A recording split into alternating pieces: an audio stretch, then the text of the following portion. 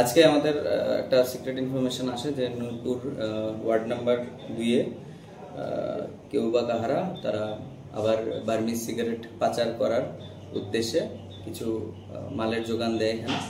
তো ওই সোর্সের ভিত্তিতে আমরা ওয়ার্ড নাম্বার 2-তে একটা রেড করি।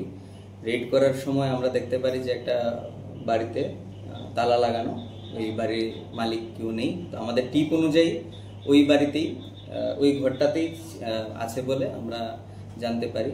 তো তারপর আমরা এক্সিকিউটিভ ম্যাজিস্ট্রেটের সামনে এবং ওয়ার্ডের যে মেম্বার ছিল এবং উপপ্রধানের সামনে নূরপুরের আমরা সব লিগ্যাল ফর্মালিটিস মাথায় রেখে এবং লিগ্যাল ফর্মালিটিস মেনটেন করে আমরা ওই ঘরের তালা ভেঙে আমরা অ্যারাউন্ড 4 লক্ষ বার্মিজ সিগারেট উদ্ধার করতে পারি এবং যেটার বাজার মূল্য প্রায় 20 লক্ষ টাকা। আপনার সাথে কে কে ছিলেন?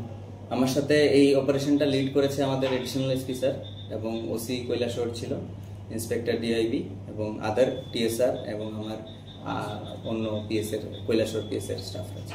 কি বলবেন, সাম্প্রতিককালে লাগাতার এরকম কৈলাসহরের বিভিন্ন এলাকায় বার্মিজ সিগারেট পাওয়া যাচ্ছে, মূলত এটা কি কারণে আনা হচ্ছে জানেন কি?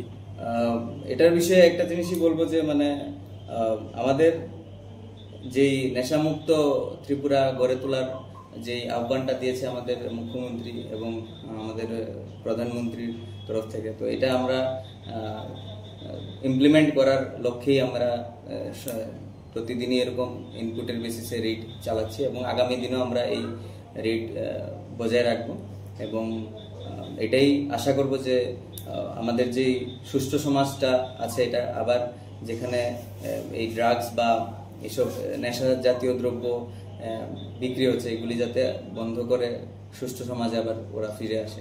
কৈলাসহরের স্থানীয় বাজারে তো বার্মিজ সিগারেট মেলে না, মূলত এই সিগারেটগুলি কোথায় যাবে? এটা বেসিক্যালি বাংলাদেশে পাচার করার জন্য এটা আনা হয়।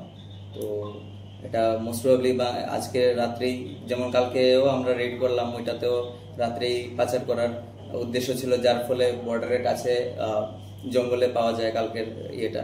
আজকেও এটাই সম্ভাবনা ছিল যে এটাকে বর্ডার এরিয়াতে শিফট করা হবে, বাট ফরচুনেটলি আমরা আগেই টিপ পেয়ে এই